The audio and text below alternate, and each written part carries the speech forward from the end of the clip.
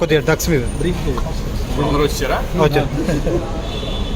అదే రేవు పార్టీ గురించి నేను వచ్చినాయి అన్ని పేపర్లో కొన్ని నేను కూడా ఉన్నానని నేను అలాగే ఉన్నానని వచ్చింది కదా. నిన్న ఆల్రెడీ నేను ఎక్స్ప్లెయిన్ చేసుకున్నాను, అన్ని పేపర్లో రావడం జరిగింది.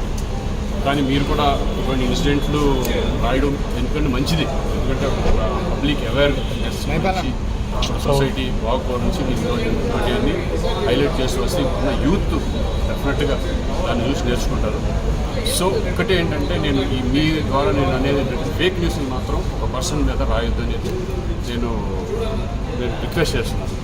తెలుసుకొని నిజంగా ఉందంటే నిజం రాయండి, లేదంటే లేదంటే కనుక దాన్ని ఎలా వెళ్ళాలి, ఒకవేళ నిజంగా ఇంకా చేసినా ఇంకా రాస్తున్నారు అనుకోండి, అది ఛాలెంజ్తో కోర్టుకు కానీ లేకపోతే నేను కేసు ఫైల్ చేయడం జరుగుతుంది.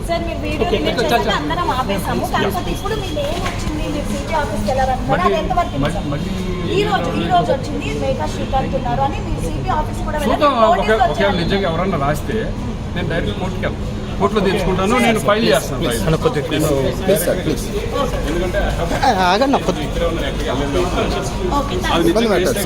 ఏంటని తెలుసు ఎందుకు నోటీస్ వస్తుంది నాకు. ఒకవేళ అటువంటిది వాళ్ళు కనుక ఫేక్ కనుక చేయగలిగితే నేను పోలీస్ స్టేషన్ కూడా కంప్లైంట్ ఇవ్వడానికి రెడీ.